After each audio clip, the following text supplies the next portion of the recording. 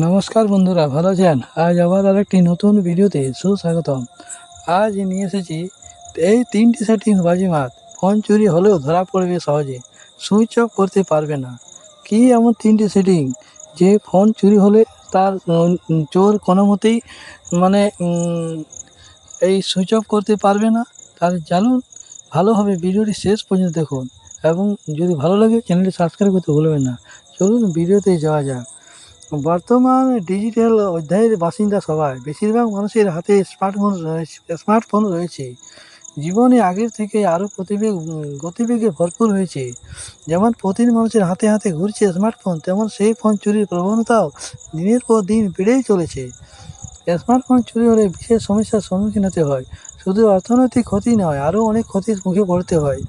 বেশ কয়েকবার fine my setting on যদি রাখা হয়ে থাকে, এর ফলে চুরি হওয়া ফোনের বিষয়ে নজরদারি করা যেতে পারে। স্মার্টফোন চুরি করার পর চোরের প্রথম কাজ হলো ফোনটি সুইচ অফ করা। যখনই ফোনটি সুইচ অফ হয়ে যায়, ঠিক তখনই তার ট্র্যাক করা যায় না।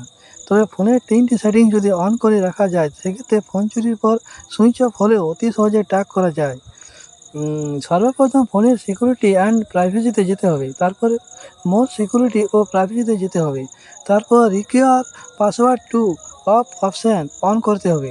এই সেটিংস অন করার পর চোর চাইলেও এই অপশান অফ করতে পারবে না। কেননা ফোন অফ করতে গেলে পাসওয়ার্ড দেওয়াটা অনিবার্য হয়ে পড়বে। অনেক সময় দেখতে পাওয়া যায় স্মার্টফোন অফ হচ্ছে না, তখন এরোপ্লেন মোড করে দেওয়া হয়ে থাকে। এই সমস্যা থেকে বাঁচতে স্মার্টফোনের সর্বপ্রথম সেটিংস অন করতে হবে। এরপর নোটিফিকেশান ও স্ট্যাটাস বার বিকল্প বাছতে হবে। পরবর্তী পদক্ষেপে মোর সেটিংস বোতাম ক্লিক করতে হবে। এরপরে সোয়াইপ ডাউন বোতাম অন করতে হবে। এমন করলে স্মার্টফোন চুরি করে চোর কখনো ভাবে এরোপ্লেন মোড অন করতে হবে। এরপর সেটিং সিকিউরিটি ও প্রাইভেসিতে ফাইন্ড মাই ডিভাইস করতে হবে। এরপরে network in all area on করতে হবে। এই সেটিংস অন করার পর স্মার্টফোন চুরি হলেও অতি সহজে ট্র্যাক করা যাবে। তাহলে দেখলেন বন্ধুরা,